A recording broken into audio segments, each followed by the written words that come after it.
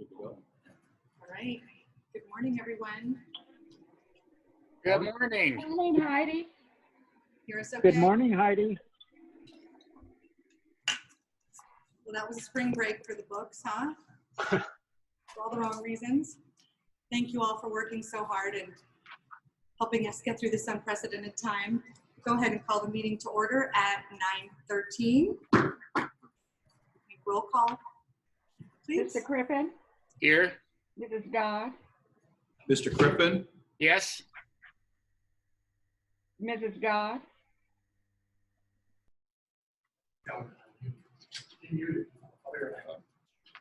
Ms. Dodd? Stan, here. Yep, I'm Stan, here. unmute. Mr. McDonald? Here. Mr. Saucedo? Here. Mrs. Scott? Here. Thank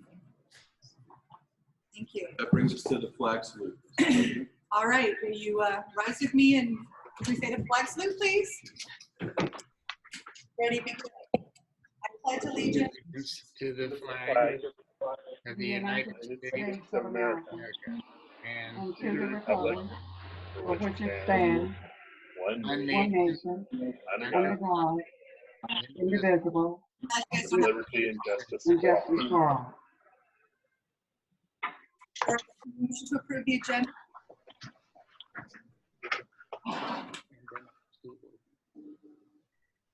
We have a motion. So moved. Second. Roll call, please. Crippen?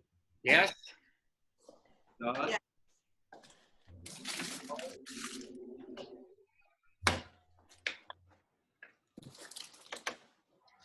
McDonald? Yes. Saucedo? Yes.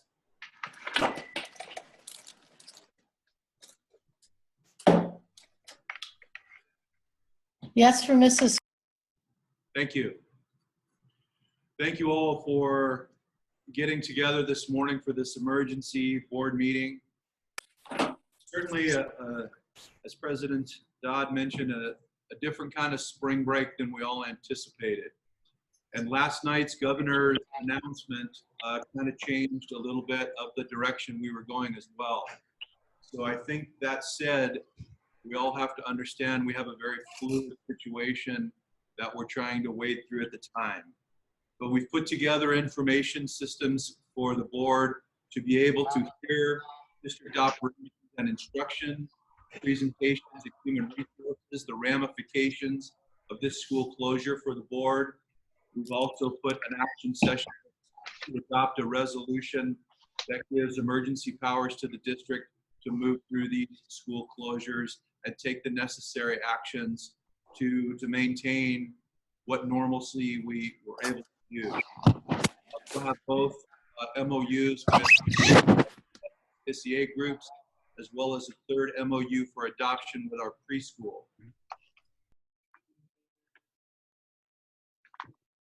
April 30th, and our LETA is through the end of March. We anticipated it would be a 2-week break and coming back, so we'll have to bring back LETA and renegotiate through at least April 30th in that regard. With that, I believe we have Dr. Bowers zooming in that for information session. Dr. Kimberly, Yes. if you could ask if there is any request for any public comment? We've received no emails in regards for public comments. Thank you. I think it's important for board members to know that this situation, because of the vulnerability of various groups, either family members or caregivers, or those employees that are 65 or older, we have over 400 of our employees in some type of vulnerability group that are not able to perform the emergency duties that they would normally be required to perform. So our staffing is going to be stretched right to the limit in regards to the various operations that we talked to you about this morning. And as reports from the governor become true and we have more people diagnosed or becoming sick, that staffing number is going to grow in an either sick scenario, if you will, diagnosed with COVID-19, or if taking care of someone with COVID-19. So a variety of things will have to be adjusted on the fly based upon the staffing availability or lack of availability that we have during this situation. With that, let's see if we can get a hold of Dr. Bowers, who is going to talk to us a little bit about team cleaning. We will suspend custodial activities on our campus for the next 3 weeks. We'll have no custodians. When we bring them back, we're looking at a team cleaning and disinfecting in order to open schools May 1. Dr. Bowers, are you there? Yes, thank you, Dr. Kimberly. Good morning, President Dodd, Dr. Kimberly, and Governing Board. First and foremost, I want to thank the Executive Administration as well as our collective bargaining unit leadership for their strategic planning effort. It's really been superb from my perspective here at home. I fall into one of those groups, 65 and over.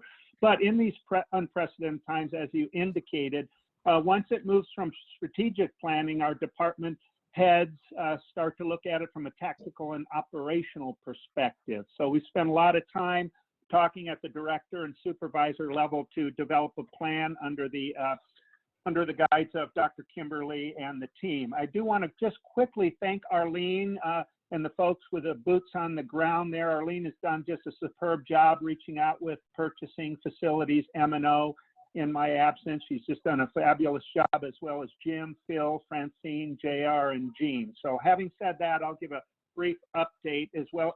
As well as Dennis Ziegler. He's done a fantastic job.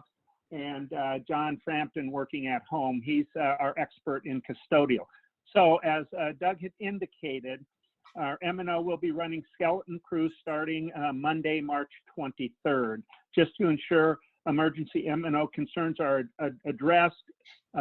Dennis will be there on a daily basis now. He is restricted to his office so he can take calls from principals and coordinate the effort from his office. M&O will have one office staff member there Monday through Friday.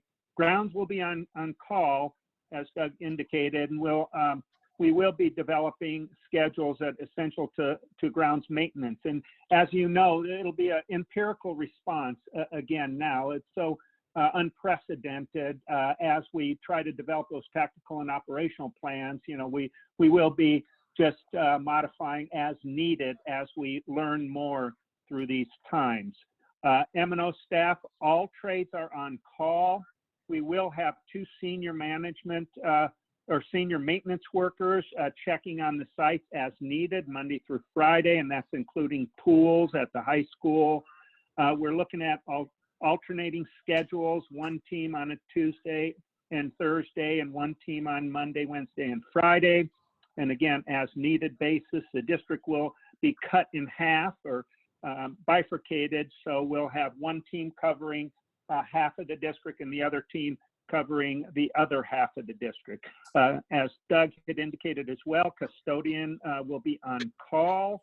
And as we develop these next few weeks, we'll determine a time when we're operating, when we'll be back on track in regard to opening schools. At that time, we'll probably take a week or so and bring our custodians in and do some cleaning. John Frampton has done an excellent job on developing a protocol on what needs to be cleaned, what agencies or agents we use, cleaning agents that we use, and wiping down handles and surfaces and that type of stuff. So that plan is in place and it's documented. We have alerted Altec, our security patrol company, and they will be increasing their patrol. Also, we have a list of emergency contractors in place. We have plumbing contractors, electrical contractors, roof repair, general contractors, and grounds and irrigation contractors that are on call. They've made an agreement, a tacit agreement with us based on, discussions as well, to be available at our call. Thank you, Dr. Kimberly, for sending out the contractors exemptions. I've been on the phone most of the last couple days really responding to our contractors. We will have our contractors continuing to do projects. I'd say about 95% of them are working. There's a few that, based on their internal company policies, that have elected to take today off, but the majority of them are on site and working. Purchasing, we've talked, and Arlene took the lead on that, and I've followed up with Francine. I think we've got a good plan in place and staggering those folks to make sure that we make progress payments, and we processed the last few purchase orders in the queue. Transportation, I've talked to Gene a little bit. I know we may be borrowing some drivers to help with the mail and or help with the delivery of food. So I think that's in discussions right now. So we've got a lot going on with all the departments, and I can take any questions for you right now if you have questions. Yeah, Dr. Garza, I think just if I could add before we have questions, we also have administrators that will assist Dennis Ziegler to walk sites. We know that we're expecting rain next week, so the possibility of leaks in classrooms that need to be detected. So the plan at this point is for administrators to break up the district in quadrants. They'll walk the sites and then report directly to Dennis if they find leaks or needs for roof repair or shoring up scenarios and or graffiti.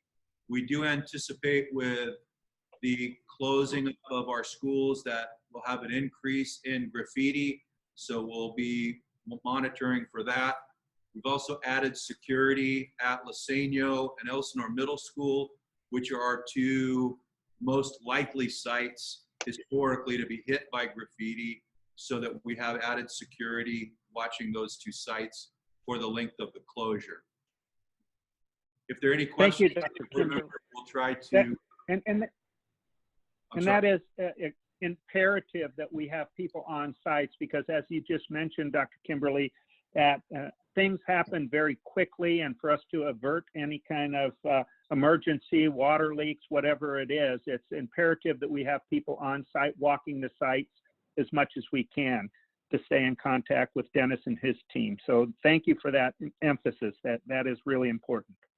I think Mr. Ziegler, Dennis, and Dr. Bowers here have done a really good job looking at our social responsibility in this crisis to keep our employees at home as much as possible and keep skeleton crews. We understand our responsibility in society and protecting our employees and others. So we're really trying to use just a bare bones amount of employees to maintain just that essentiality on an ongoing and regular basis to meet the governor's order. And construction on Albert Hill is continuing? Construction on Albert? Yes, it is. Absolutely. I spoke with them this morning, and we have one contractor who's elected to take the day off, and it's a specialty bid package that it isn't a crucial contractor to be on site today, but all the rest of them are working with the exception of one. I was grateful to hear the thoughts about the vandalism, because I think that is probably one of the, especially as money gets tighter, I think that's just a huge concern. Agreed. So we will monitor that. We'll also have people on 10 of our sites, obviously, for our next presentation, which will be food service. So we'll have some more eyes that can be able to walk about and go from there. Dr. Myers is serving as Sergeant at Arms this morning, so we could maintain the boardroom at 5 people or less. So he's standing at the ready, diligently ready to slam the door on anybody that should happen to get in here. So with that, Dr. Bowers, thank you. We'll move to Donna Katsaitis and Mark Sanchez in regards to a food service update. I think if we've had comments or questions, the ability to deliver food to our community has certainly been in the top 2 or 3 questions on everybody's mind on how that will work. So I think we're all looking forward to that presentation. And I believe, is Ms. Katsaitis not feeling well, or is she here? We're going to, she's giving me information. Okay. For that. Okay, great. Mrs. Sanchez is going to serve in that capacity and deliver the plan for food distribution as we know it to this point. I think it's important to note, after the governor's edict of to stay home last night, that food service and the distribution of food is exempt from that order. And so we are still legally and morally and ethically required to serve food to our community. With that, Ms. Sanchez, please. And with that, I'm going to start with the program of distribution. We will be distributing lunches and breakfasts at 10 school sites. If you can zip down to the slide 4, that would be great. We have a list of the 10 sites. They've been strategically placed, or we've chosen sites that are strategically placed around the district for ease of parents to arrive at these sites. The meal service will be drive-through. It'll be a curbside pickup. If a parent does not have a car, they'll be able to walk up. We'll be maintaining a social distance of 6 feet for any walk-up as well. Occupants that drive up for curbside must stay within their vehicles, and we will hand the lunches to them. We will have in each box or bag lunch for today, or for the day that it's given out, and then breakfast for the following day. So there'll be 2 meals in each bag. At this time, students or children must be with parents to receive the meals. The Sacramento is looking at that. That might be waived, but at this point, they are still requiring that students must be present to receive the meals. We will deploy 5 to 6 food service workers at each one of the 10 sites to prepare the meals and then to distribute the meals. We are also deploying admin from other sites that don't have the meals being distributed at their sites to the sites where distribution is taking place in order to help with logistics. So we should have 2 administrators on board as well. And the staff will start around 9 o'clock. Service for pickup will begin at 11 and will end at 12:30. At this time, we were estimating around 200 meals to be prepared for each site, but as we speak to our counterparts around the district, around the county, we're finding that that number might be increased significantly. So we're taking the data that we have from other districts around the county, and we're looking at how many meals we need to prepare in order to ensure that we have appropriate number of meals for all our students. And we have a flyer. We'll be handing out a flyer at each location if we should run out of food. In the event we run out of food, we're giving a flyer so they know where the other campuses are, where they can go and pick up as well. A parent does not have to go to 3 different sites. If they have 3 students at 3 different sites, they can pick up all meals at one site. And that's where the logistics of how many meals are served at each site could be variable. And so we will ensure that parents know where they can go if we happen to run out at one site. Are there any questions on the grab and go? I think it's a very small thing, but what a great thing that they can pick up the 2 meals at once. And it just seems very well planned. Thank you. Donna Kislitis has done a wonderful job in coordinating those efforts. Hey, Arlene, I have a quick question. I saw somewhere, maybe in the last couple of days, I saw something online where the age was 18 and under. And this slide 4 shows under 18. Yeah. What is There, in all the summer meal programs where we serve community meals, it's always under 18 years of age. Okay. Just want to clarify that. Thank you. Thank you.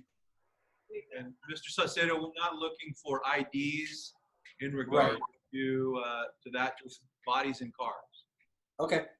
We want to feed students. Yeah. Yes, absolutely. So if you're an 18-year-old high school student and you need lunch. Oh yeah, we're not looking at IDs. Okay, great. Thank you. We're also feeding our adult transition program folks, because we generally feed them as part of our program also. Perfect. Yeah, see? Chez also has some information about just fiscal operations. Gives a quick kind of rundown on their skeleton crew or the plan at this point. Yes. So just so you know, all fiscal operations will continue because of course they're essential. First and foremost, we'd like everyone to know that payroll will be processed. Employees will receive their checks or their check vouchers directly from RCOE, and they'll be mailed in United States Postal Service is how they'll receive those. We're not having them come to the district office. We're having them sent straight from RCOE. Our vendors, our commercial warrants as well will be mailed directly to vendors from RCOE. That should expedite things as well. Most of our fiscal personnel have the ability to work remotely from home. They've all been issued laptops that have access to Galaxy, which is our accounting system. And so they will be working remotely from home. Our office will be open on Tuesdays and Thursdays from 10 to 2, so that if there's documents, invoices, and the like, they can get access to them at that time. But we will be rotating our personnel through. So we'll have a calendar that says on Tuesday, these 6 people can come. On Thursdays, these 6 people can come. We're going to have strict adherence to social distancing. So when we've chosen which 6 will be able to come into the office on a Tuesday, for example, they are not all sitting in one area.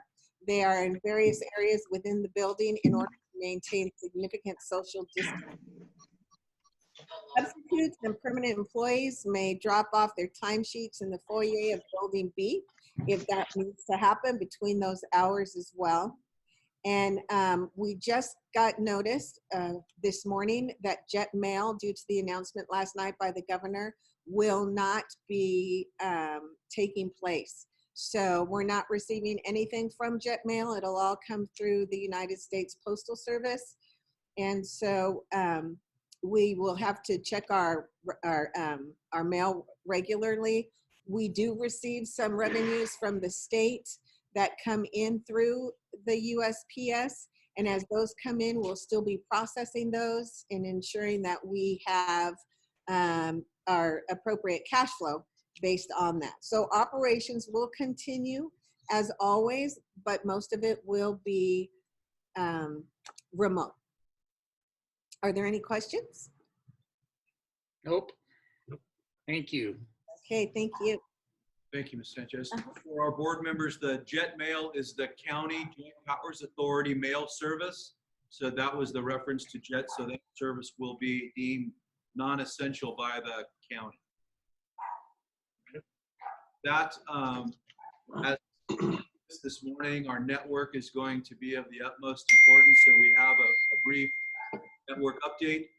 J.R. Rea is going to provide an update to board members in that regard.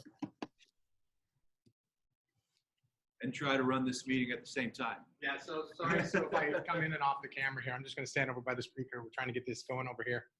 Our network won't be impacted as much because all of our stuff will be on the outside as we start doing our distance learning. All of this will be done through the internet instead of locally hosted here. So we will have the opportunity to maintain the same we have right now. When we start looking at different tech support for people, we're gonna send out an email so that they understand how to get their computers fixed during this time when they start doing their distance learning. If we continue with that, we're going to give them a loaner laptop, a drive-by, drop off theirs. We'll clean it. We'll fix what needs fixed. We will contact them when it's fixed, have them bring back the loaner, clean both of them, swap them out, and then they'll be back on their regular machine. So that's going to be kind of difficult to keep going. IT will be working Monday through Wednesday, 10 to 2. There will be a small crew each time, no more than 2 to 3 people in the office at a time. But since we are doing everything through the outside, our network will remain as stable as it has been because there won't be any additional devices on it right now. Okay, any questions? The only question I have is probably for Doug, is there any potential for testing if people are concerned if they are contracting the virus, the individuals that are coming in? So we received word from the city of Lake Elsinore yesterday that the Diamond Stadium is establishing a mobile testing facility. They'll have 5,000 tests initially delivered, and that will begin service on Tuesday of next week. That's great. Thank you. And I'm told you need to call for an appointment at the Diamond in order to do that. It isn't just a drive up. I don't believe they want to have a massive traffic jam, is my guess.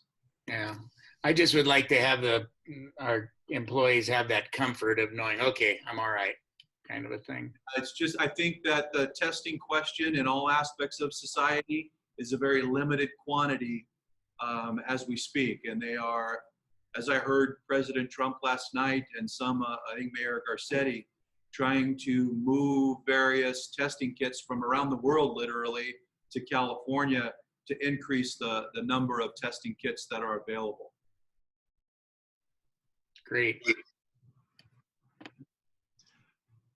Food service was certainly a question as we've waded through this, but the number one question that we've had is about instruction. At this point, all teacher responsibility of grading, lesson planning, current work, and curriculum has been put on suspension until April 30th, until we can deem how long the closures will be. With that, we've put together enrichment activities for our families and kids to do, and for our teachers on a voluntary basis to provide feedback. Many of our families have reached out to their teachers. We're asking all of our teachers to refer our students back to the enrichment activities so they can maintain skills as we go forward.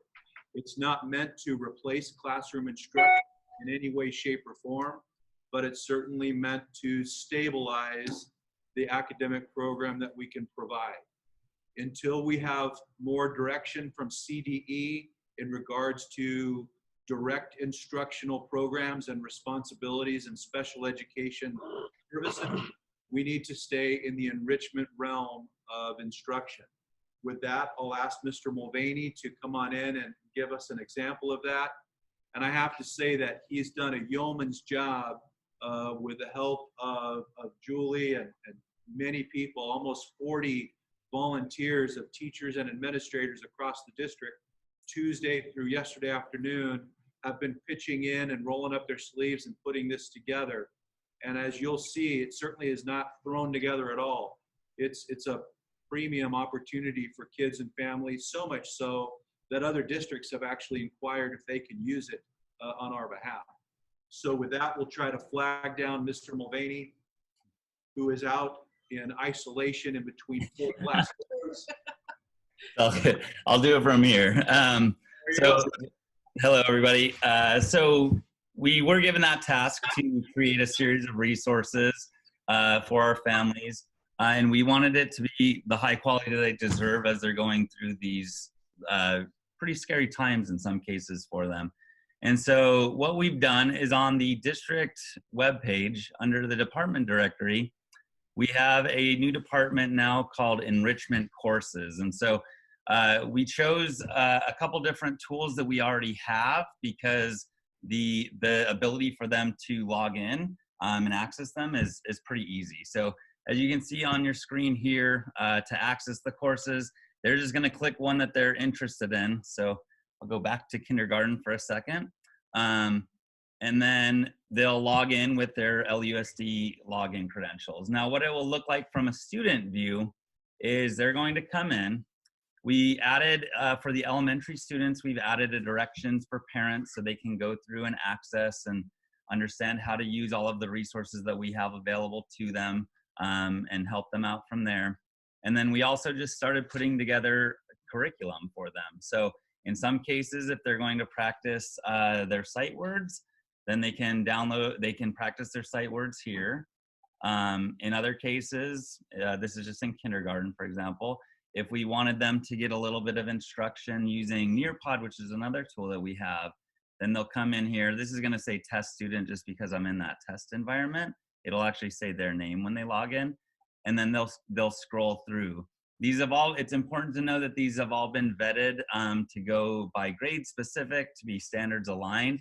So these are just resources that they could use. So in this case, for example, if I'm back in kindergarten, then I can do a matching game to match my 10s, my one, struggle here a bit, my 10s and my 1s, and then match the terms themselves and get that feedback as well. So we wanted to create an environment that's more than just videos. There are videos embedded, but get a little bit of feedback as well, so they can see that they're working and they're doing well. So you saw the little pop-up that said well done. There'll be a video here. In this case, they're counting on, so they're doing the number after. They'd have to match those resources as well. So they can actually come in here, and I don't know how I can do it on my own, but they'll be able to access that and complete these activities. Let me go. That's amazing. Yeah. So if we can go back to the site, each one of these is in elementary. It's a little bit different. They're organized by weeks. If we were to go to sixth grade or any of the courses that are here, then all of those are specific to those particular groups. So we've got mathematics, we've got social science. The great thing about the organization of these courses is, as Dr. Kimberly said, we requisitioned a sort of dream team of great, amazing individuals that I'm very happy to work with, especially in these times. And so these courses will be dynamic in the sense that as we're adding resources and maybe tweaking and adding a couple different things, or if we're out for an extended period, then those will just become live. Those links will just be updated the next time the students log in. So I know Julie can speak to it as well. We both have the Canvas Teacher app, which lets us know when assignments are created or new resources. And just a testament to the teachers and administrators that we were able to get on our team to create some of these resources. We're getting notifications at like 11:30 at night and things. So I think I'm reminded of my first experience with distance learning, which was from Fred Rogers, when he said that in times of chaos and uncertainty or otherwise troubling times, look for the helpers. You're always going to find people that are helping, because that gives you hope. And that's definitely words to live by when we see the great education or the great resources that we're able to put together in such a quick time. So going through this sort of department that we've got here, we also thought that it was important to maintain, or for parents to have a sense of normalcy or routine, or the students especially, to have a sense of normalcy or a routine. So a special shout out to Felipe Flores for helping with this resource as well. So all of these links are available. We can hand these out with lunches if we need to. These are live links, so they'll just link us back to the resources that we have. But you can see that we've got they're waking up, they're getting a little mindfulness, which is very important, especially in these sort of troubling times for our youth. Some online learning blocks, some let's get moving. And then these are also hosted online. So as we receive different resources or are able to curate different things for our families, then we can add these in as well. So we've got that for elementary, middle, and high school. We also know that parents are struggling in the roles of quasi-teachers at this point. So we've added some parent resources as well, some community resources of things that we already have put together. And then of course, it's very important for them, for the mindfulness, as well as they go through these. And then even just normal interactions as conversation starters, or talking to kids about the COVID-19 crisis as we go through there. On the courses themselves, we've added sort of a current events component that allows them to learn about those in a little bit more kid-friendly than they might get from, CNN or something like that. We also found or thought that it would be prudent to add other educational activities, and as well as online course providers. So, if they want to learn a foreign language, they can learn that as well. But all of those are organized, like I said, by course. Those will continue to be refined. We had Chantel Leutz working in biology last night. So we've done a great thing. If I could, I'd like to take a moment to just kind of read out the list of names that have been invaluable in organizing and using this. Julie, of course, has been amazing with just sort of the coordination and adding content.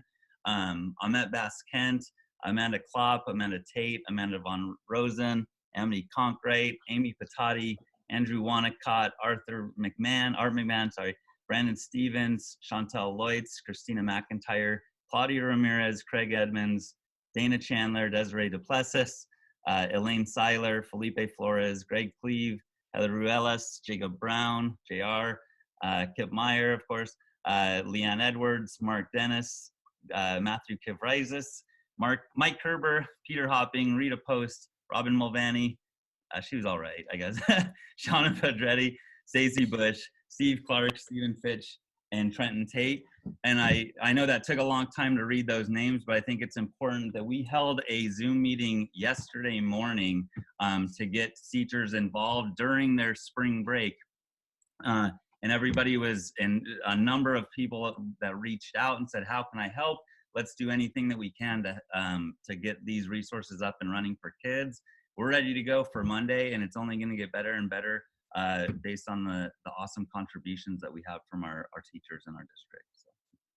That's wonderful. Ryan, could you provide that list to us? Yes, of course. We have a team in Microsoft Teams that we're using it as sort of like a triaging and communication engine as well. I'll make sure to send that list to you though as well. That'll be great. And if I'm a teacher and I wanted to put my course up, is that something that could be done? Yes, at this time what we're doing is we're sort of working through the process so that we can maintain this sort of landing page for our students. What we usually do is we get them into the actual courses, because each one of these is linked to a different course. So if we were to go to 6th grade, for example, as they're writing or adding these curriculums, they're coordinating with a department lead, is what we've called it. So then once they hit the button to publish this is the publish button. Once they hit the button to publish it, that's going to be the responsibility of the department lead of that particular site. So the organization and getting all those resources in one place, it actually really presents an amazing opportunity for teachers that maybe have never worked together before. We have a Lakeland Village teacher working with a Canyon Lake teacher on 6th grade language arts and 7th grade language arts as well. And that's just a great opportunity. So as they're communicating through Zoom and Teams and Canvas and text messages, all of those resources get curated for our students. So as teachers have access to this as well, so they can log in and kind of see those different resources. They actually can technically copy them into their own courses. But as they reach out and say, hey, I want to help, or how can I add these things to my kids' resources, or to this resource that we have for our families, then we're adding them into the courses themselves as course designers. So if we were to look at the people for this particular course, you're going to see, give it a second, you'll see all of these people have already signed up, and we literally sent this out yesterday. So there's teachers, there's students. We've got a huge amount of people that are interested. Dr. Kimberly asked as well. We've gotten outreach from other districts as far as how they can use it and utilize that. We're going to publish this on the Commons, so if they have Canvas, which is our learning management system, then they can use those as well. So, and Canvas has actually reached out to see, what they can do to help. So, but yeah. That's amazing. Ryan? Yeah. If I could jump in for a minute, just as you're all talking to the public out in your different roles while social distancing, it's important to note that we did design the elementary units a little bit differently than the secondary units, so that the elementary units, like I said, they have directions for parents, so they're a little more user friendly, but they're also broken up by weeks so that parents don't feel overwhelmed when they log in. They can look and see there's week 1 that has English, math, science, history, PE, and virtual field trips.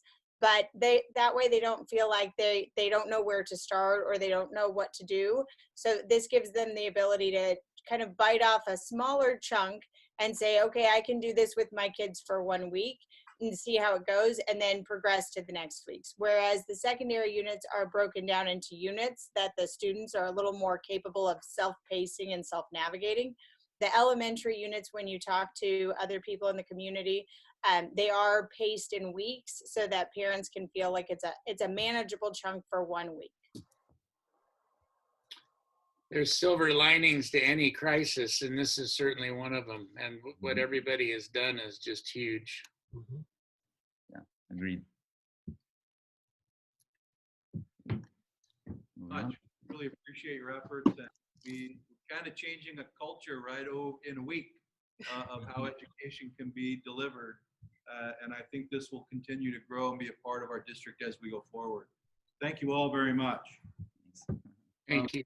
With that, one of the unanswered questions that we have across the state is special education and delivering of services of special education. We have special education that falls under the federal IDEA laws, and even with state mandates from the governor and state edicts, it doesn't supersede federal law. Therein lies a conflict that is trying to be worked out currently in the legislature and at the California Department of Education. But we do have a semblance of a plan right now with special education. In all sincerity, we have more unanswered questions than answered questions.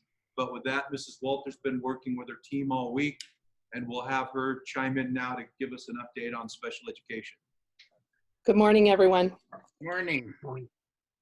So looking at our services, the enrichment piece, when we look at language, speech and language enrichment, we will be posting parent resources, which would include the expected sounds chart, articulation exercises, online language and vocabulary games, to name a few. Our biggest group of students would be our mild to moderate disability, and looking at enrichment for that, they can access the general education enrichment. They will just need some accommodations and modifications, and we will be working to do that, but they will have they will be using the general education enrichment activities, including intervention software such as Lexia. In looking at our moderate to severe disability enrichment opportunities, we will be posting enrichment activities from our unique and N2Y curriculum, is what we use during the year as our alternative curriculum. Occupational therapy, OT enrichment, we will be providing online resources for sensory activities and fine motor skills activities. Adaptive physical education, APE enrichment, we will be providing online resources for activities for them for gross motor movement. As you saw, what Ryan shared with you, some of the mental health support, we will also, on our page, we will be providing the resources for students with mental health needs. In looking at our IEP compliance, there is a waiver code for more than 5 days being out of school. We will apply this to the IEPs and assessments, both annual and triennial. It is important to remember, though, at this time, we know CDE will accept those delay codes, but we have received no word from the feds in regards to IDEA. There will be prior written notices sent out to all parents of students with disabilities indicating no services will be provided until school resumes. And we patiently await guidance from CDE. On another note, because I supervise the nurses, site medication pickup, health techs will be on site Monday through Wednesday next week to be available to distribute medication that parents will need since the students will be at home through April 30th. Any questions? Very thorough. Thank you, Stan. We are looking at parents call in to make appointments so that we can monitor the amount of traffic on the sites to pick up medication. It won't just be a walk-in basis. Parents will have to call or email and set a time that they can come in so we can monitor the traffic and keep the appropriate safety regulations in place. Any questions? Thank you. Thank you. For food service and general instruction, the questions we've had the most is what about high school seniors? When it comes to high school, there's some unanswered questions, and largely the State Department has really been focused on 2-week closures and 3-week closures. So we don't have a lot of long-term answers. We have a lot of long-term ideas, but we're waiting for more direction from the California Department of Ed in that regard. But to this point, what we do have, Mr. Dice is prepared to give us an update. With that, Mr. Dice, if you would. Good morning. So you should have a handout in front of you. I see it on the screen right now. Please ignore the typos that I have. But there are a lot of questions that we have and a lot that we are still waiting to answer. The first one, I think that jumps out right away to everybody is, what are we doing about credits? Especially if we end up having to close through the end of the year. If students return on May 1st, as we're currently scheduled to, then students will pick up where they left off, and we'll proceed as normal as we can through the end of the school year. If there's no return, then that's still in discussion. One of the questions comes up is, where do we draw the line for awarding credits? Anybody who's had a high school student or has been at a high school site, Mr. Crippen, you might be able to speak to this. We usually have more DFs in March than we do at least an hour or two before graduation. Amen. So making that cutoff at this point in time, if that happens, obviously creates other issues for us. I have been in conversations with both Kip and Dr. Kimberly about possible options, as well as talking to some of our contacts at the county and other areas. When we look at seniors, one of the things that comes up with that is, what do we do about UC, CSU, for that matter, private colleges, NCAA? So we are waiting for some additional direction from them. We have had San Marcos reached out, actually I think it was either this morning or yesterday, to say that they were going to be flexible knowing the situation, but there's no definition of what that flexible is. So we have to consider a lot of different entities that we have no control over before we make a decision here. So we're a bit of ways away from doing that. Community service hours, again, dependent on return. And also if we return, rules as far as interaction upon our return. So if we open back up, but we still have distancing number requirements, that obviously is going to create some issues for us. What do we do about grades 9 to 11 as far as mastering standards prior to the next class? Again, that's one of those that's still under discussion, is how we can bridge that gap. 9th grade math placement, we just gave you a couple months ago our new math placement policy. Well, that's just a bit messed up because CASP and MDTP make up a major portion of that placement. And we will not have the CASP scores at this point in time. MDTP might still be able to be given if we do return back on May 1st. So we're going to need to meet with our math CAC, virtually of course, to consider what their thoughts are, and then look at how we might adjust that moving forward for the fall. SATs, the College Board has canceled their May 2nd SAT administration, as well as any makeups for the test sessions in March. College Board says they're going to issue refunds for students. They have yet to cancel the June 6th SAT and the subject tests that are scheduled. You can see there's a hyperlink there. That's their page to kind of give you some overall information on SAT as well as its AP. ACTs, they have rescheduled their April 1st national test date for June 13th. And in fact, by the way, we had school sites that were sites for SAT and ACT. Their information is also there with a hyperlink that has basically frequently asked questions for you. And they're updating these as they go along, as we are kind of updating what we're doing as we go along. The AP testing, that's an interesting one. In fact, we just received an email this morning with some things that they're planning on doing at this point in time. And I did send an email out to our representative asking if there will be a webinar to help us better understand what they sent off in an email. But basically, they are developing resources and have resources available online right now to support students to help them for review. And they are also looking at additional resources and information being posted today. Your review of the test, Brian? Yeah, well, review of the curriculum, of the material. They are also working on being able to have the students take the tests at home. There was information in an email this morning that we received saying that they are ready to do that. Unfortunately, it leaves a lot of questions unanswered, which is why I reached out to them asking if there'd be a webinar for further exploration of the changes that they're making. IB is a worldwide program, so obviously it's a little bit bigger as far as working on the contingency plans, but they are doing that. They are hopefully providing us some information by March 27th as far as what's going to be happening and what their process is going to be.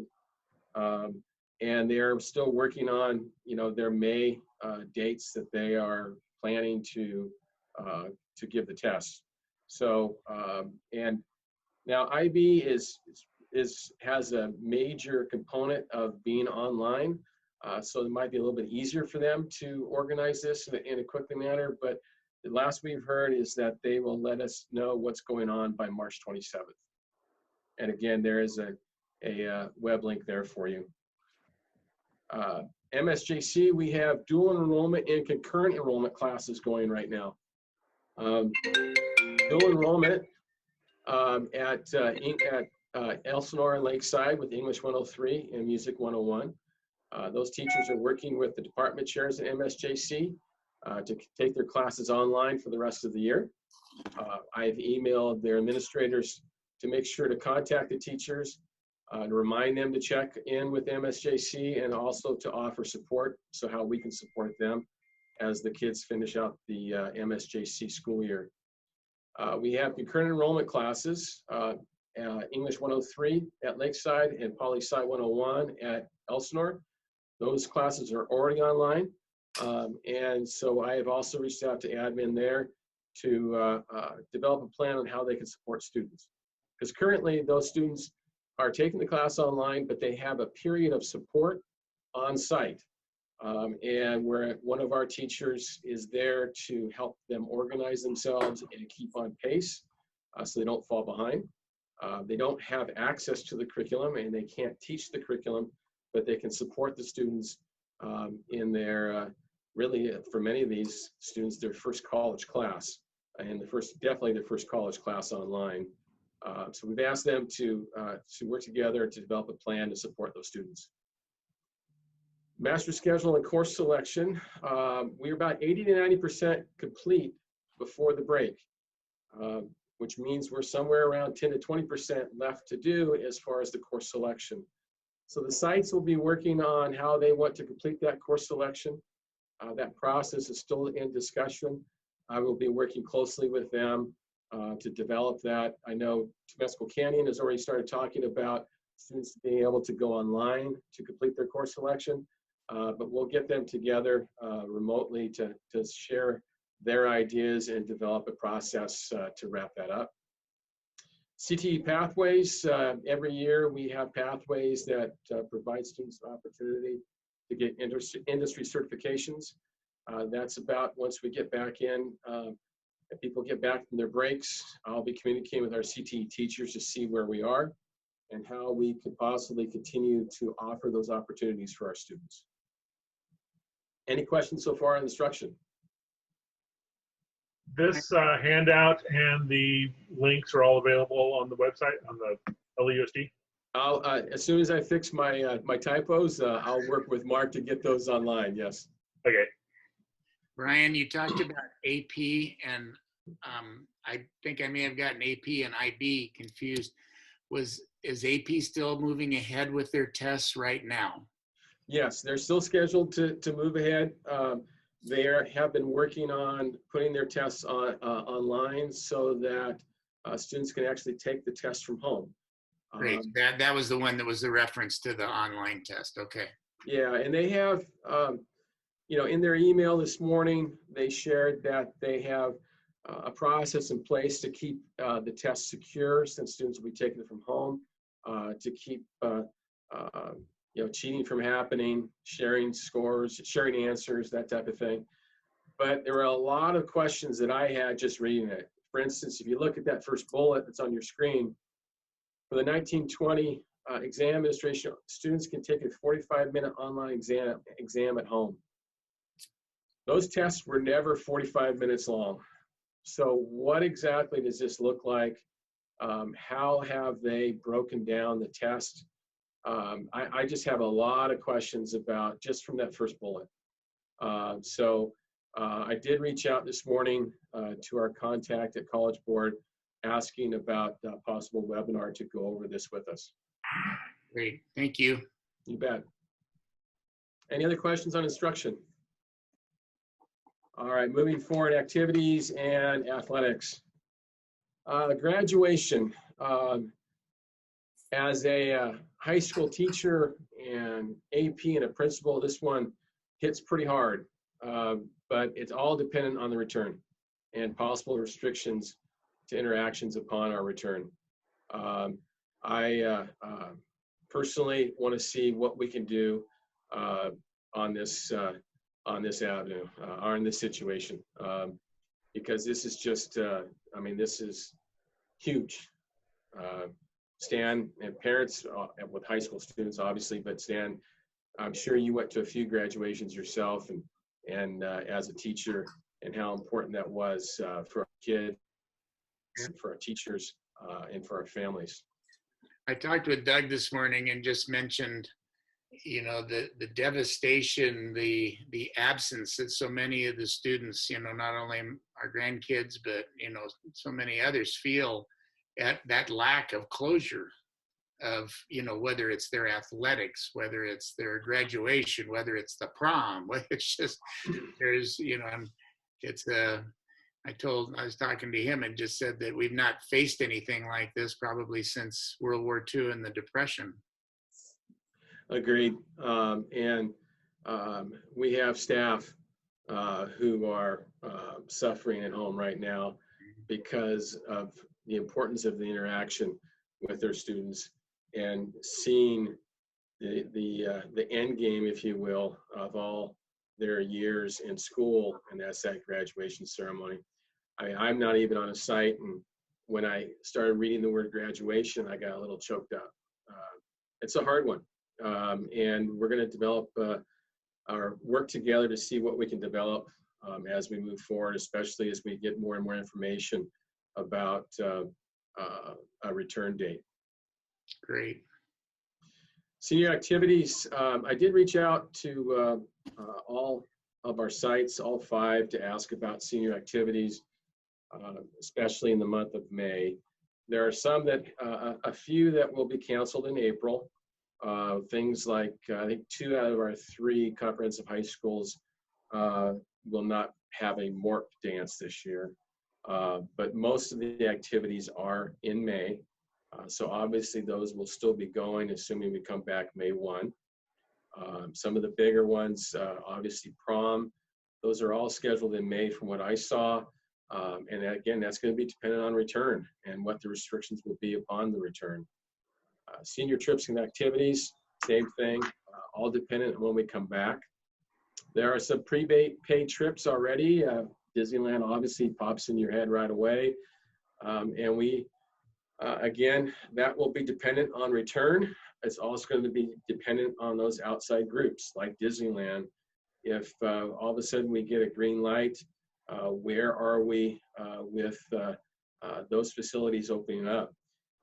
Assuming they won't open, assuming that we won't be back, then we need to work on a system to refund those funds as they become available. And when I wrote that in there, I thought, okay, I can make sure I clarify that. We have, in some cases, already paid Disneyland. So we're going to have to wait for those funds to come back from Disneyland before we can issue refunds. So, but that is something that's already popped up in our conversations, and we'll be working on that as we move forward. Athletics, the CIF's 10 section commissioners and state office are planning on meeting on April 3rd to reevaluate the rest of the school year. The anticipation, though, is that spring sports will be canceled. It has not been made official. We're not saying that, But to be honest, CIF playoffs start on May 2nd. So if we're not practicing, we're not participating in team activities through April 30th, I don't know how you have playoffs. I don't know, and unless, of course, they delay the season. But even then, we basically have a month to go. But we're waiting to hear from them. We should have something after they meet on April 3rd. Student of the month, our April student of the month has been canceled. Our student of the year is scheduled for, I think, the first or second Monday in May. So that has not been canceled that I'm aware of. But again, that will be dependent on our return. Awards, we will still issue awards for, especially when we look at the seniors. The question is how do we recognize them? And I've already had some conversations with a few people about different ideas, and that will be something that I'll be working with the site administrators to see how we can support them for those. If they want to do a virtual awards ceremony, if it's about at a minimum, posting names in the award on the website, on Facebook, Instagram, those types of things. I'll be working with them so that we're consistent across the board. So a student in one part of the lake gets the same experience that a student on the other side of the lake. So we've got a lot of planning to do, a lot of questions unanswered and may not be answered anytime in the near future, but we're working on this. I will tell you that on my end, I sent out an email to all of our APs and principals with some talking points that I had and asked for their input and to get as many eyes on it as possible. And we had great participation with that. I thank them all for that. We're working together and trying to get everything in place. Thank you. You bet. Any questions? All right, thanks everybody. Stay safe.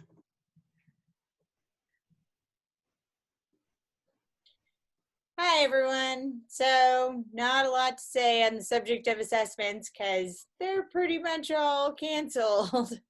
So the governor released a press release on Tuesday stating that all state testing would be canceled at this point in time pending a federal waiver, which I expect will be accepted under the circumstances. So, I mean, not a lot to say other than we'll, start fresh in the fall and start prepping. But I am sad for our kids and our teachers because I know they've worked really hard this year to, build up their CASP scores, working with their target reports, and that just is going to be the least of our concerns at this point in time. So it's just, waiting for a federal waiver at this point in time, and then we'll move forward. But we do need to look at the things that we use CASP testing for. So we use it for like math placement and other things. So we'll have to kind of reevaluate all of those things as they come up when we do reconvene. But no testing. So I have lots of time to work on curriculum enrichment. Thank you. Julie? Yes. We've done a lot of wonderful testing to prepare for the CASP. And can we utilize those to be able for the future evaluations for next year's placement? Yes, since interim testing has been available and continues to be available, I assume that at some point in time we will use some of those interim tests, or even perhaps have students take some additional interims when we reconvene in order to better assess where they are for their placements. But all those things are easy fixes once we know when we're coming back and what the plan is. So I can help all of our sites when we get to the point where we're ready for that. But as for right now, just main testing, we do have what's called an interim comprehensive assessment that's always available that we use sort of like a blueprint practice exam.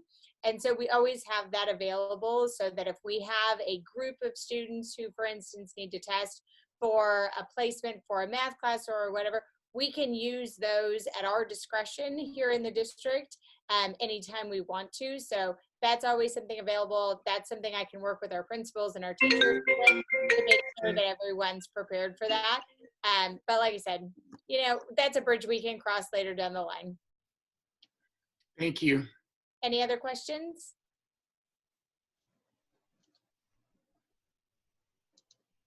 Very much. And with that, our Sergeant at Arms.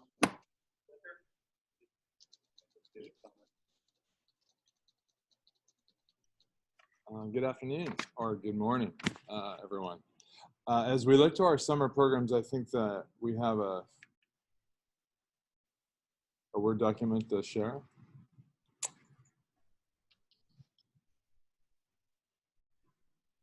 Thank you, Ryan. Yep. Yes, sir. Does the Sergeant at Arms come with a stipend? That's so funny. No, we're pretty good here. But thanks. Too funny. Well, what myself and Alan we're going to talk about today is the upcoming summer programs. So, as we all know, they're all going to be subject to the guidance that we're going to receive from the state and the county. There you go, Ryan. Thank you very much. We're all going to be kind of in waiting as we look to whether or not we're going to be able to offer our different programs. The first bullet talks about the 4 different programs that we're going to have. There is actually a 5th one, our TKK Readiness Program. It's an 8-day program. We're kind of on hold with that right now, as much as we are with the rest of them. All 4 have been staffed. Personnel has worked diligently, and thank you so much, personnel team, for allowing us to be already staffed and ready to go. The 4 different ones, as well as late camp, extended school year, brick and mortar, and online credit recovery, as you can tell. Alan, I'll talk a little bit as I go through this, and then Alan's going to kind of come at the end and talk about literacy camp. Literacy camp has a little bit different component with the professional development, so Alan will speak to that. When will we begin? If we're allowed to, much like in the past, those dates up there are able to share all 4 programs. The 5th program, the TKK, actually starts right out in April and will only be an 8-day program. Summer programs to be allowed. Conversation I do believe is going to occur is if we are allowed to come back to school, or if we don't finish school but we're allowed to do summer school, I do believe that we may have the social distancing guidelines still in effect. And if that's the case with ESY and brick and mortar and online credit recovery, we're definitely going to have to look at a different structure. If we're deemed to have only 10 people in a gathering, if that's what it does state in the end, we will definitely have to look at potentially some online instruction like we're doing for enrichment right now, as well as just all the other different components that come with that. We're really blessed with the brick and mortar program. Last year, our teachers worked so well. Ryan earlier talked about the teams integration of how we worked virtually, if you will, as we created a curriculum design for our algebra and our English 9 courses. So we'll be able to not only assume what we did last year, we've already had 1 meeting with our brick and mortar curriculum design team with new staff. We'll be able to fall back on those resources, as well as be able to work together virtually through Teams and or Zoom conferencing to fully update that, so we're ready to go if able. So that's kind of what number 4 speaks to about the professional development as well as the curriculum development. We're in a pretty good spot with all of our programs. Online credit recovery, OCR as we call, we've been doing that for a number of years, and so the social distancing will have to accommodate that as well, because we do have many students coming in to take their assessments. The brick and mortar, as you can see, we will have to have a new structure, and if we can only have 10 in the class, I'm not really sure if we want to continue with that face-to-face instruction, but maybe move into a possible Zoom Canvas opportunity. So, but thank you kindly, and Dr. Guevara will take over for Flip Camp. Thank you.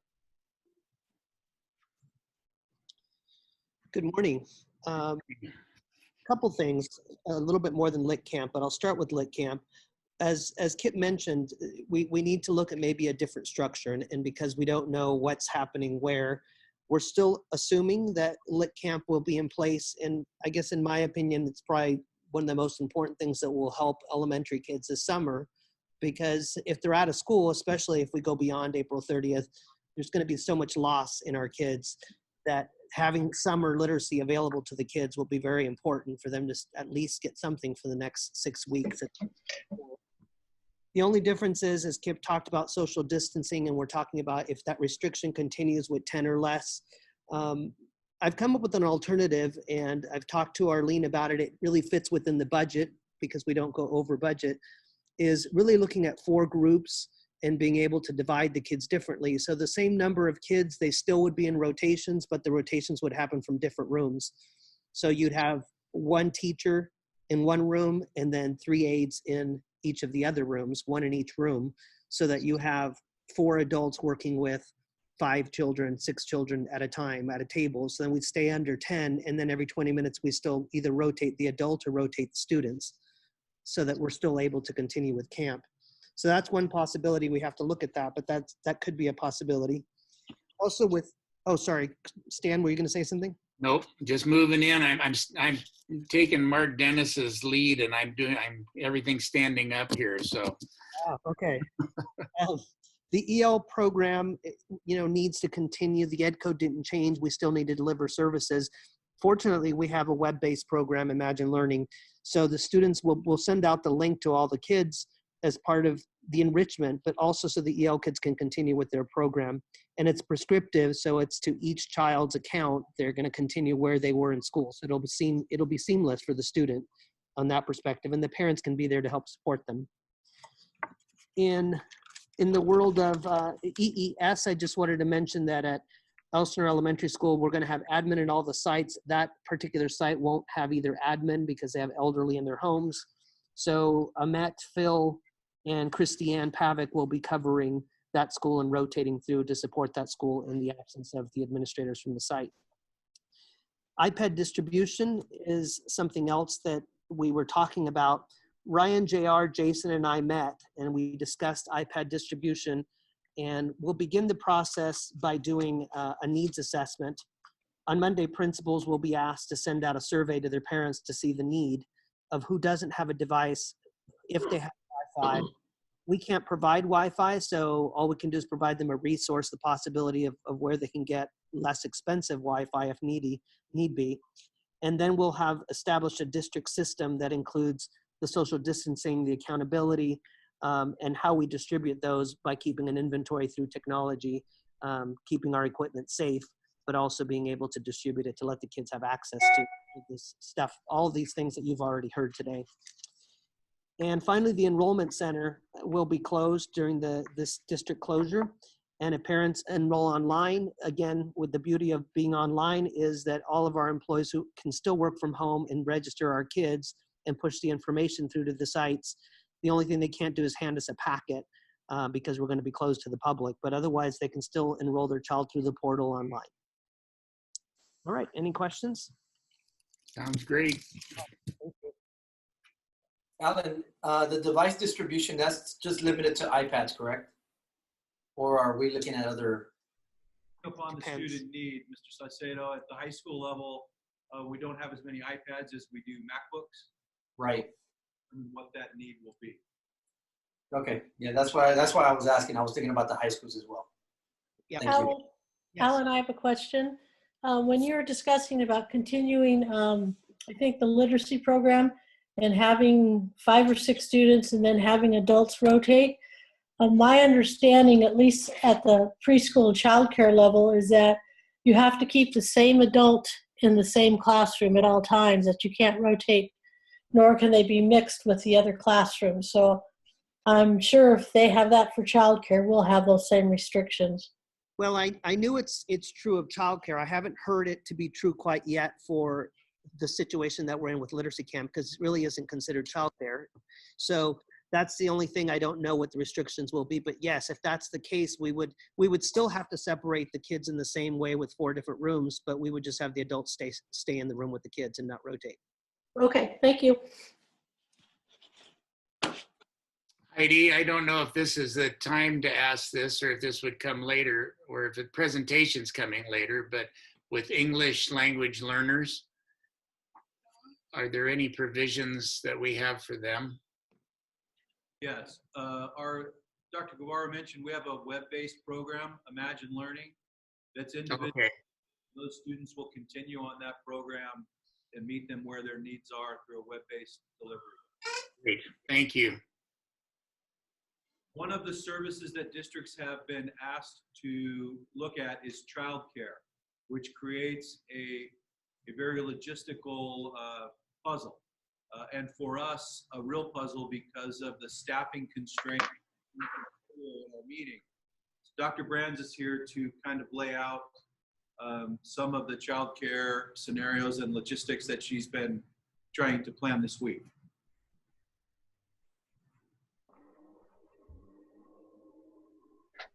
Dr. Brands?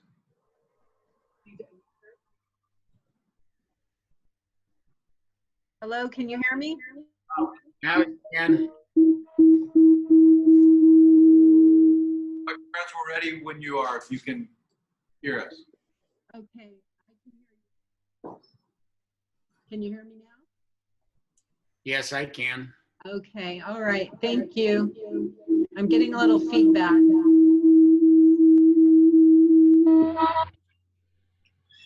Okay.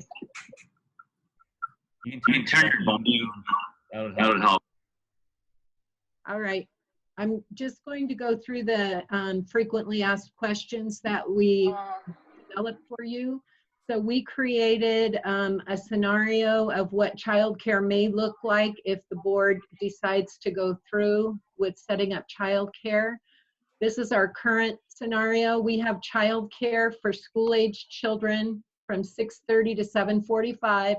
Then they go off to school, and from 7:45 to 10:45, we have an afternoon kinder gap with different numbers of students at different sites, very few at each site. And then we have from 12 to 1:45, the morning kinder gap come in. And again, it's very few at each site. And then on number 2, you can see by each site how many children are signed up for childcare. And that's a total of 156 students at those 6 sites. And currently right now we have 20 permanent employees that are working for us in childcare at these 6 different sites. So what Sue Scott was referring to is correct. On number 4, you'll see the public health officer guidelines for childcare are very restrictive. You can only have 12 students per room, and the stability of students and employees in each room must remain the same daily. So we've done a little grid for you that we'll show you in a minute, but the employees that we need to serve 156 students are 120 employees right now. So we could do that using existing staff with their existing work schedules, meaning we would keep to their hours that they work. So we have a lot of 6-hour employees that could help out. And then we also have 3-hour employees that could fill in those gaps. And we're looking right now at operating 6:30 a.m. to 6 p.m. But again, that's at the discretion of the board. My recommendation in a Google survey that we've prepared for parents is to offer it from 7 a.m. to 5 p.m. So some of the things to consider are custodial employees needed for daily sanitation, and then food service for the nutrition that would go on during the day. And then other considerations I'd like you to consider are not changing the family fees. We really, even though we'd be serving kids longer, we do have permanent employees that could serve us, so there's really no need to increase that fee. Do we want to be open from 6:30 a.m. to 6 p.m. daily, or do we want to offer a broader window of time because we know people don't just work from 6:30 a.m. to 6 p.m. We have some that work evenings as well. And then again, we do have to align with the public health officer guidelines. Okay, so we do have to have one child care provider to 12 children. And so we're looking at additional classrooms at each site. At our sites with higher numbers, we would need 4 different classrooms. And at our sites with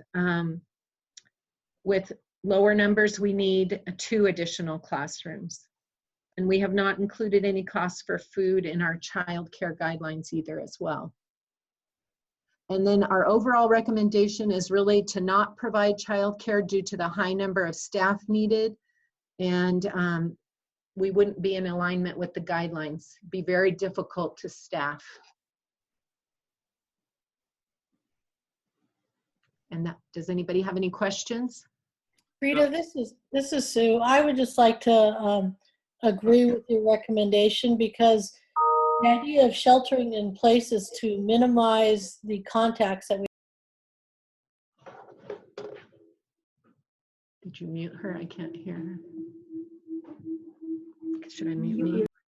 Concur with that recommendation and your comments, especially given the light of the governor's order last night. The number of jobs that are now in the essential category are whittled down to very few. So the need for childcare in our community is less.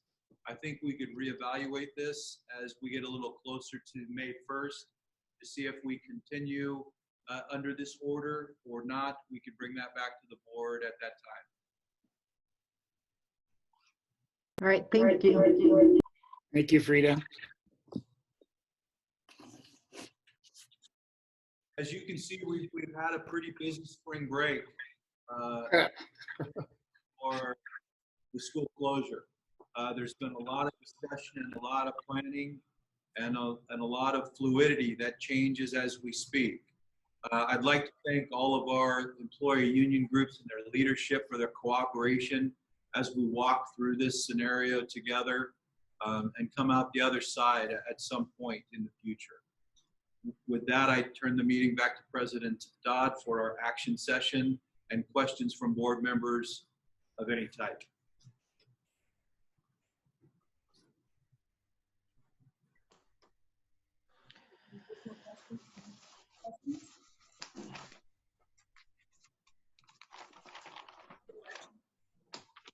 Can we get the agenda posted back online?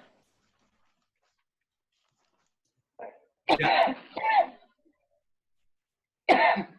Visible now? Yes. Okay. Not yet. It is on me. I see it as well.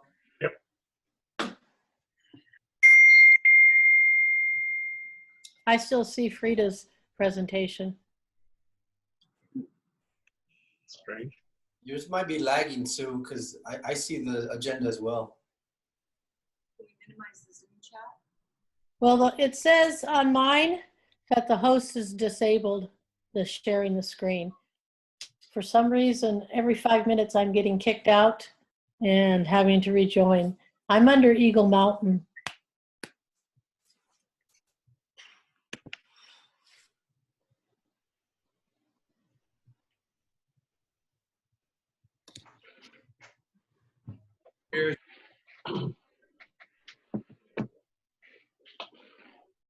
It is an internet lag, Sue, at Eagle Mountain that JR can monitor why it's kicking you out.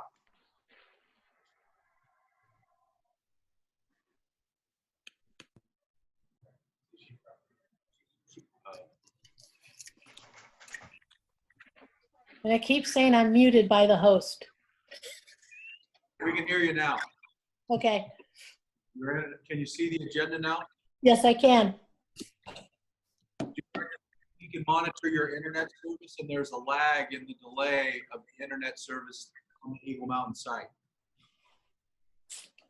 Okay. Okay. Any other questions? Nope. Take us to action session.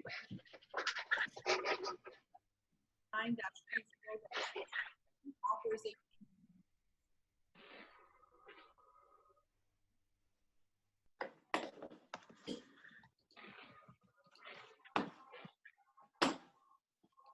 Is anyone speaking now? Because I can't hear anything. Neither can I. I can hear Stan and Mary only.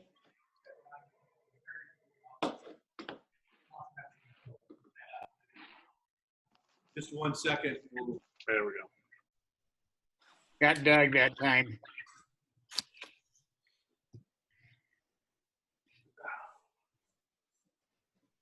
The wizard behind the curtain, almost behind the curtain.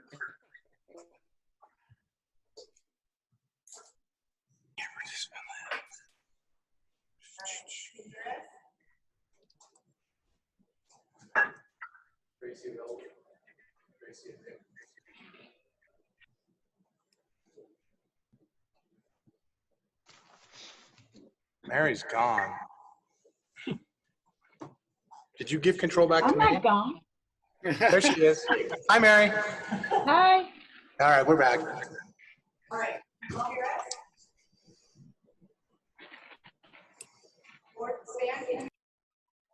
I can hear you, Heidi, but it's kind of muffled.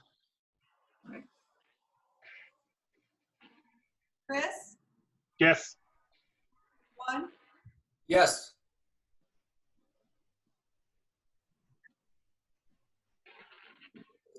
I think you're getting cut off, Heidi. Juan was the last thing we heard. Is Sue on? Yes, I'm on. Okay, great. Did you guys And hear it's a me? yes. No, I didn't hear you, Heidi. All right, I asked for a motion for resolution number 2019-20-041, the authorization needed to take any and all necessary actions to prepare and respond effectively to the coronavirus. So moved. Second. Mr. Crippen? Yes. Yes. Dodd? Yes. Mr. McDonald? Yes. Mr. Saucedo? Yes. Mr. Scott? Yes. Thank you. Need a motion to approve the Letta Memorandum of Understanding, District Letta Joint Communique of School Closures due to COVID. So moved. Second. Prior to a vote, we have Mrs. Sepulveda and Mr. Powers ready to speak and explain all three memorandums of understanding. I believe they are on. Yes, I'm here. Can you hear me? Yes. Yes. Good morning, everybody. Good morning. First off, I would like to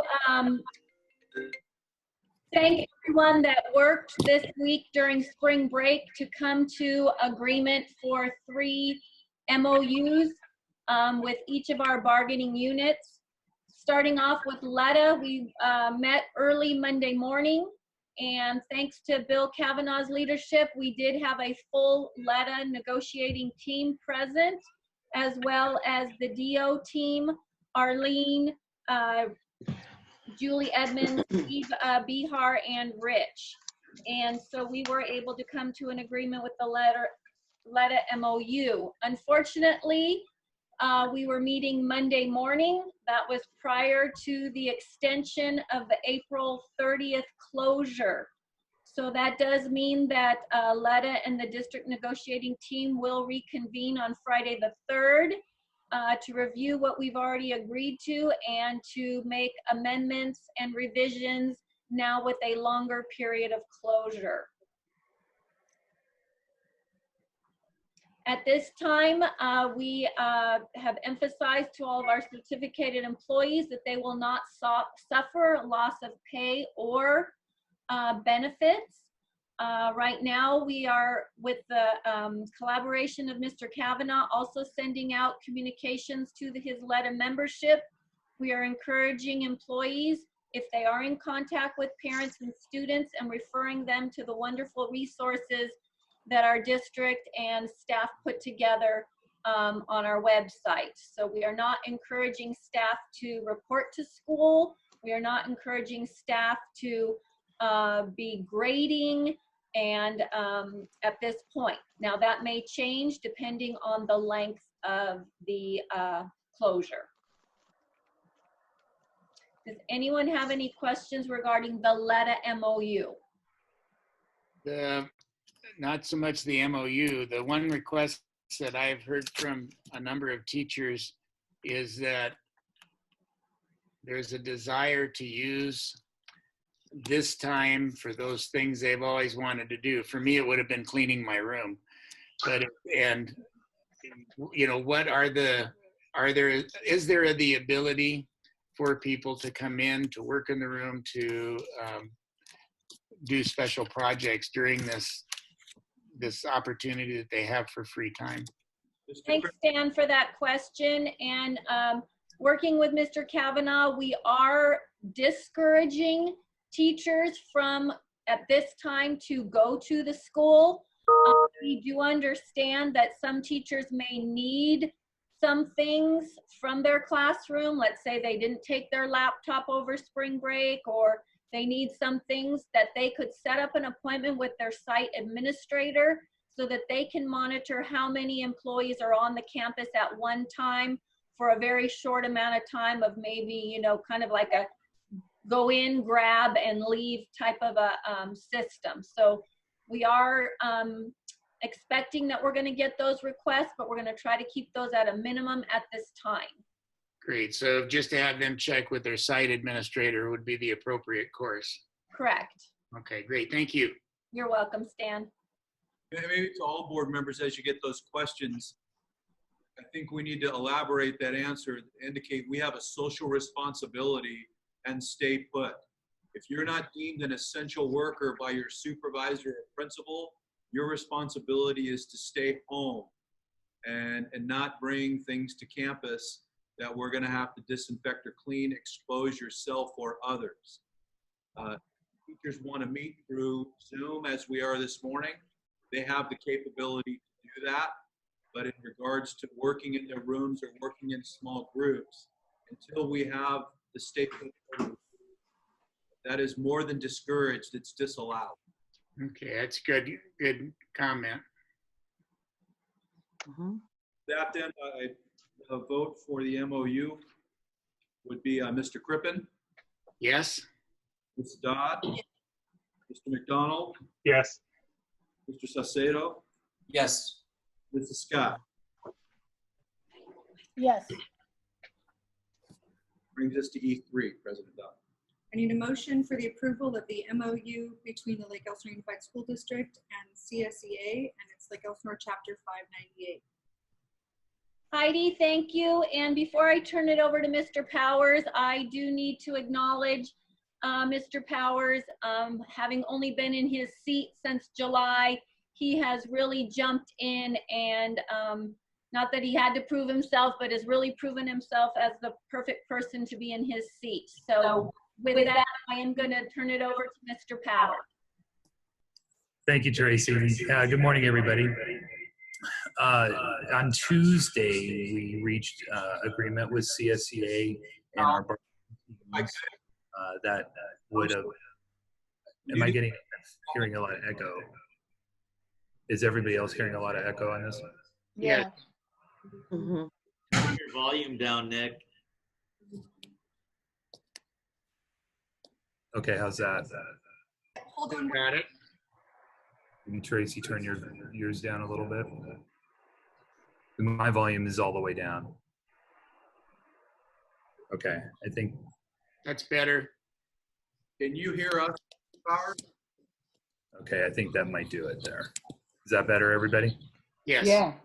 Okay, sorry about that. So again, on Tuesday, we did reach agreement with our bargaining unit negotiations team. And a number of items were discussed in that, including the determination of essential employees, who's essential, who's not, and then just going forward with the various plans that will be coming up or potentially coming up through the process. Like Tracy said, the changes that came down since we had an agreement, since we reached an agreement on Tuesday, have been pretty substantial. And so as you can see we sent out a communication to all employees on Wednesday afternoon determining those who are essential. Right now.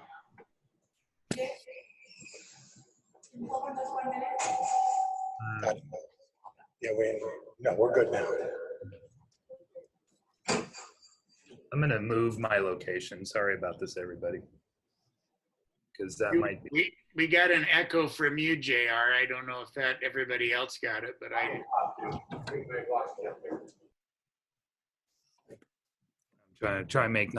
Try to keep everybody from getting dizzy with the moving background here. But so once again, Nick, yeah. please hold on. We have to do a vote real quick before you continue. Okay.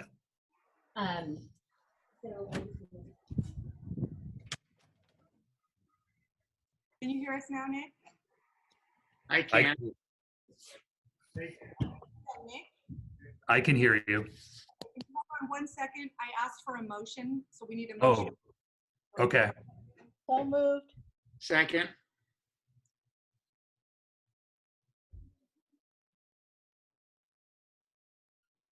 Nick, can you give us a highlight of the MOU, maybe the 48-hour notification if you could, please? Yes. So in response, when we had designated employees or employees designated essential, we also have designated all employees as on call. And so one of the provisions that we think is very important in this agreement is that those on call employees will receive a 48-hour notification. So in the event that we need employees to come in, all supervisors have been communicated with that employees will receive a 48-hour notification prior to them coming and reporting to work. Thank you. Are there any other questions?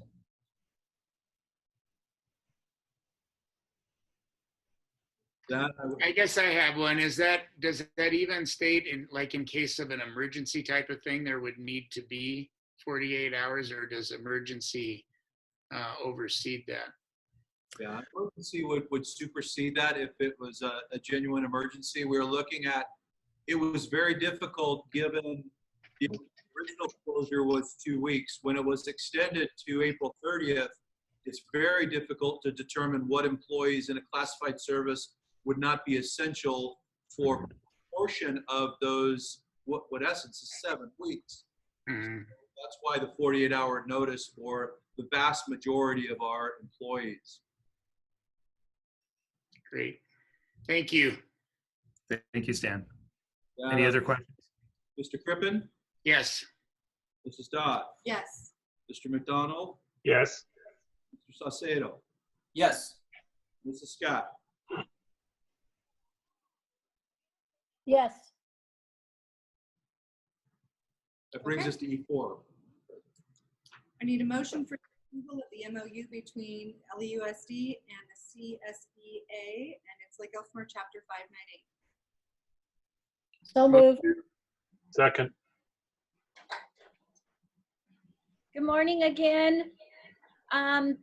Similar, the CSEA negotiating team for preschool teachers met with the district team, and their MOU slightly represents both the LETA MOU and the CSEA classified employee MOU. And so theirs too is through April 3rd, even though we know the closure is through the 30th, but things may need to be amended or changed depending on what we hear regarding enrichment activities, or if it's going to turn into more instructional requirements, etc. But we again appreciated both those units coming together and coming to this agreement. But the preschool teachers are falling more closely aligned to our certificated LETA MOU. Thank you. You're welcome.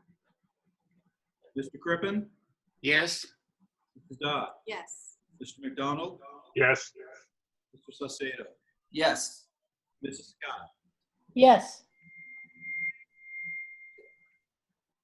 All right, which brings us to our comments. Mr. McDonald? It's a strange time we're in right now, and I hope everyone can stay safe and enjoy running around your house.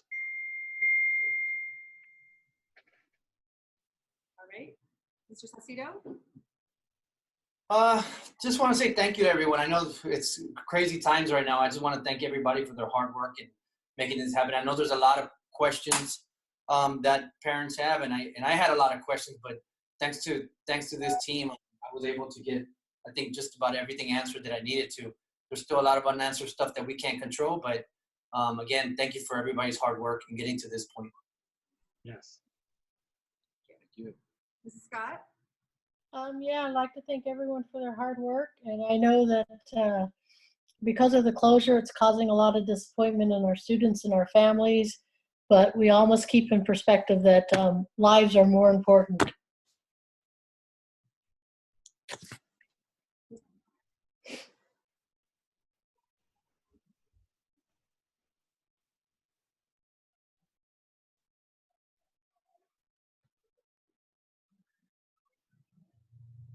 Lose our audio?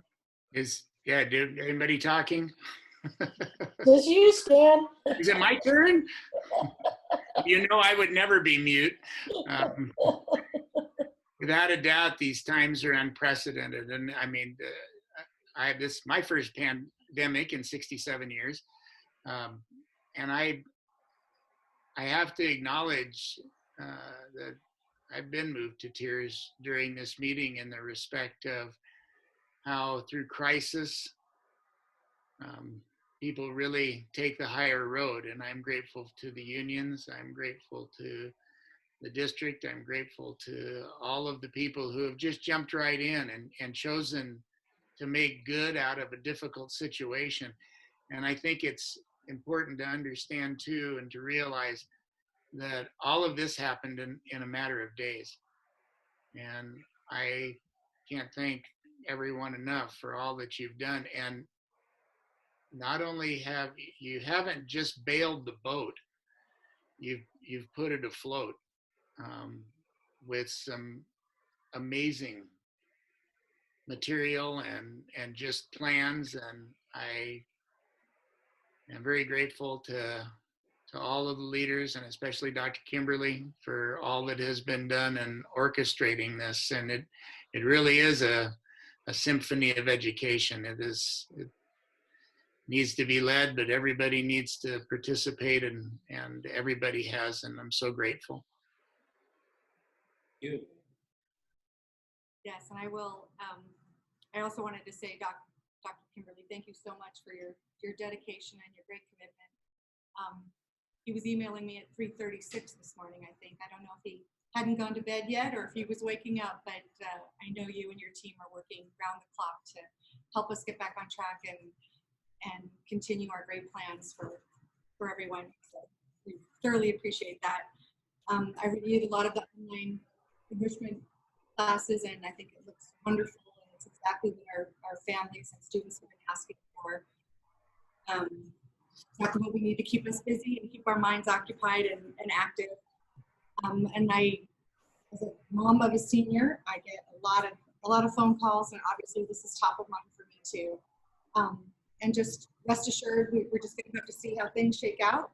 And hopefully in the next few weeks, things are going to look a lot different than they do today. Hopefully we can help the spread of the virus. And as of right now, none of the major senior events have been canceled yet. We're going to wait and see how it goes.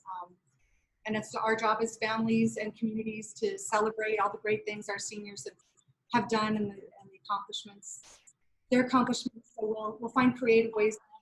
They look a little different than in years past. It probably will, but we're going to celebrate it anyway. So please, everyone, stay home. Stay engaged with your families by calling them on the phone and emailing, and stay safe. Thank you. Thank you. There's too many people this week that have worked to thank them all. So, district-wide, a big thank you, certainly from me, for what's been done. I think it's important for the board to know that the district employees understand the social responsibility, and we won't take the essential definition lightly. When employees are signed to work, it will truly be in an essential capacity, providing service to the community that we are legally and morally obligated to do. We understand that it's best for employees to stay home as much as possible over the next 3 or 4 weeks. And you have certainly my commitment and that of all of our supervisors to do that. We made that commitment to our bargaining unit governing teams, and we'll hold true to that. Staffing is going to be a concern, and resources are going to be a concern as we go forward. And I'll keep you posted in regards to what those changes are. It's obviously a very fluid situation, and for that I thank the board for taking this emergency action today to give us the opportunity to act quickly and to take the necessary action for us to get through this COVID-19 emergency statewide. Thank you very much. Dr. Kimberly? Yes. This is Mary. I have a comment. During the meeting, there were several questions and comments that came in through chat. Will they be addressed individually? Yes. Okay. And we will address them individually and or on the website so that we can have the universal answers to that. Thank you. All right. If there's no further questions or comments, we will adjourn the meeting. Yeah. Thank you. Thank you all. Thank you, everyone. Thank you. Be safe. That'll work. Well done, JR. Thanks. Not bad for our first time. Yeah. Thanks, JR. Thank you, guys. Thank you, Mary.